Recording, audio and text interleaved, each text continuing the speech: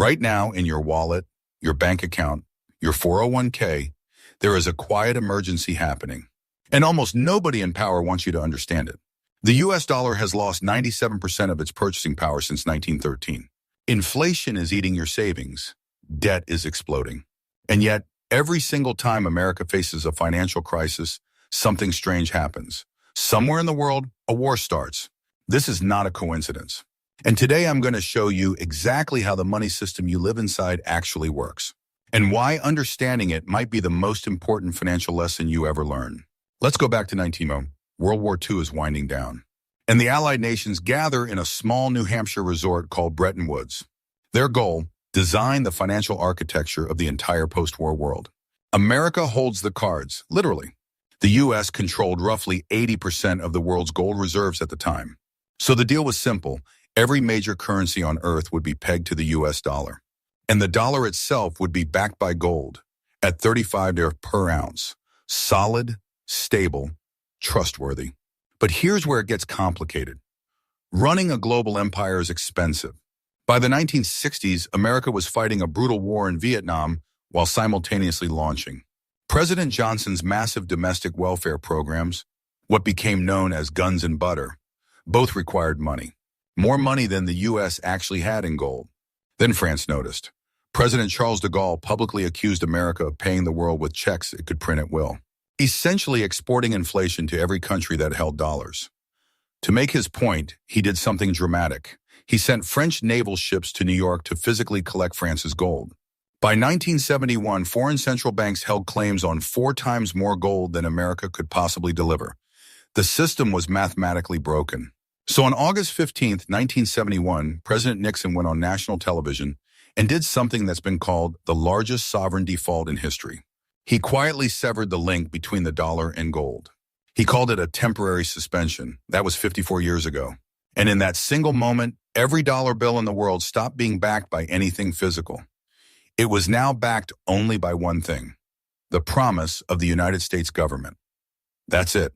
So if the dollar was no longer backed by gold, why would any country in the world bother holding it? This was a genuine existential crisis. Without global demand for dollars, America couldn't afford the imports its economy depended on. The standard of living was about to crash. The solution didn't come from an economics professor. It came from a desert kingdom. In early 1974, U.S. Treasury Secretary William Simon flew to Saudi Arabia with a classified proposal. The deal, later confirmed by declassified documents and reported in detail by Bloomberg News, was elegant and ruthless. The United States would provide the Saudi royal family with unconditional military protection from any threat, foreign or domestic. In return, Saudi Arabia agreed to one condition: price all of its oil exclusively in U.S. dollars. Not euros, not gold. Dollars. And here's why that was genius.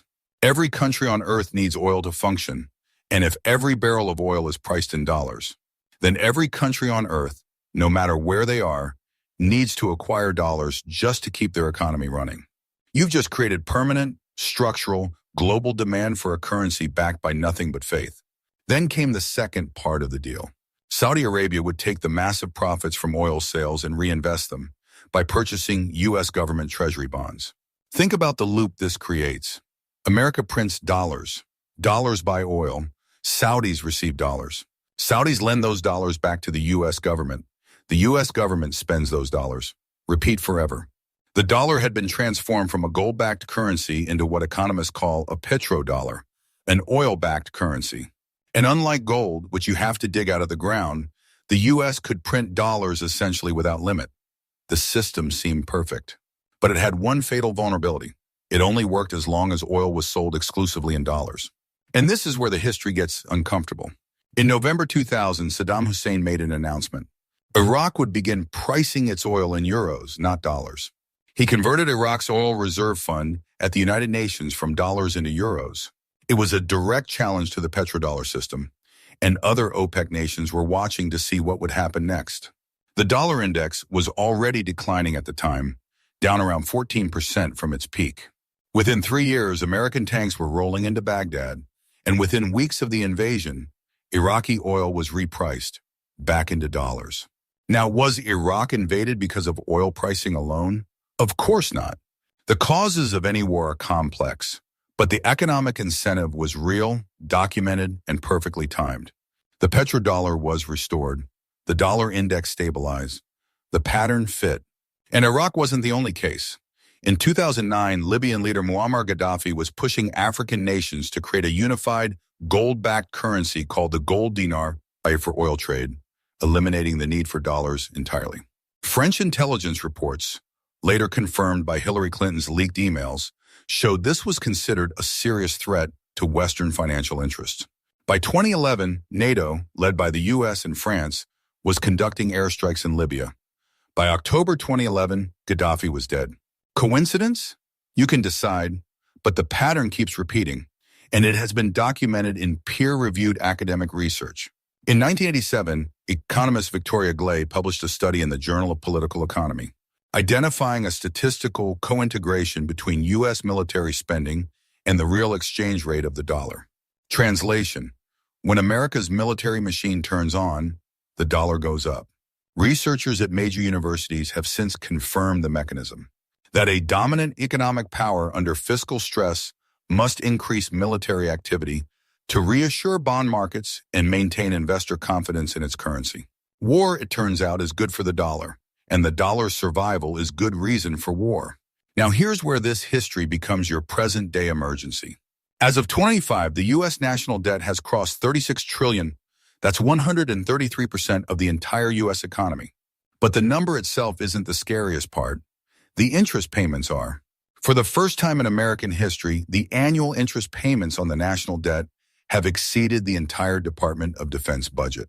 Think about that. We are spending more money just paying interest on money we already borrowed than we spend on the entire U.S. military. Mandatory spending, Social Security, Medicare, and interest now consume 73% of all federal tax revenue.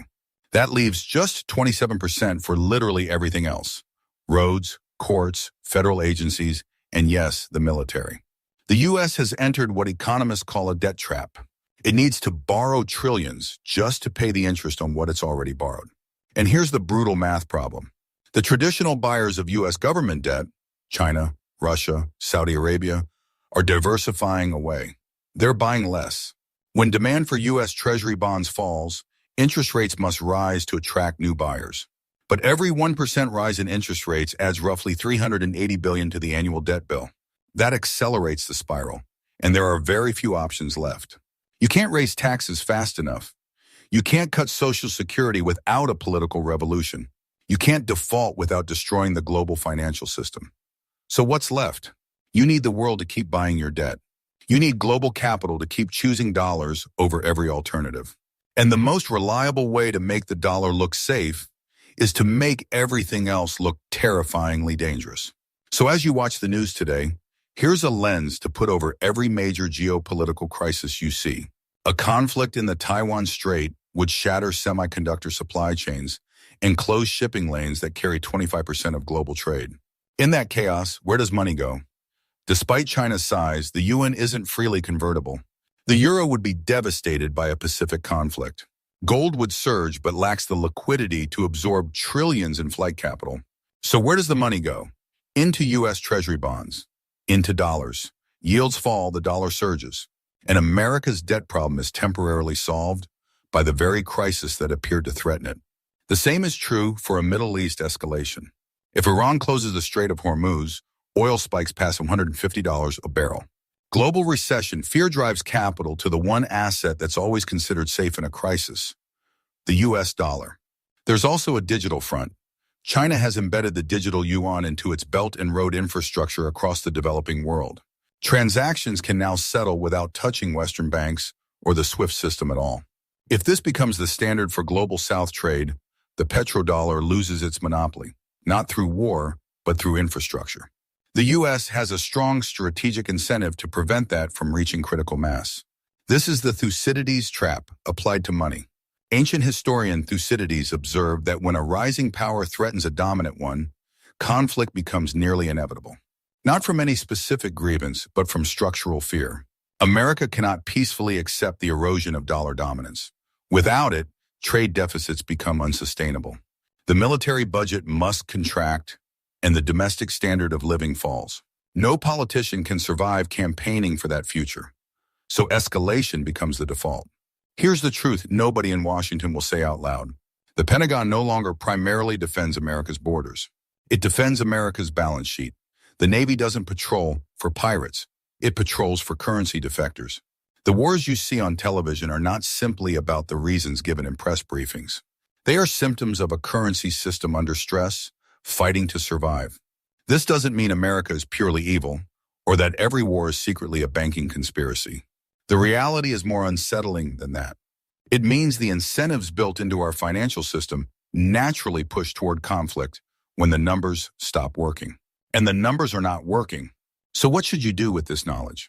At minimum, pay attention to the right scoreboard. Don't just watch the news. Watch the dollar index. Watch U.S. Treasury yields. Watch which countries are signing currency swap agreements with China. Watch who is buying gold. Because the most important story of the next decade won't be told in press conferences. It will be told in balance sheets. The system that was built in 1944, patched in 1971, and rescued in 1974 is showing its age. What comes next will affect your job, your savings, your mortgage, and your children's future. Are you watching the news? Or are you watching the money?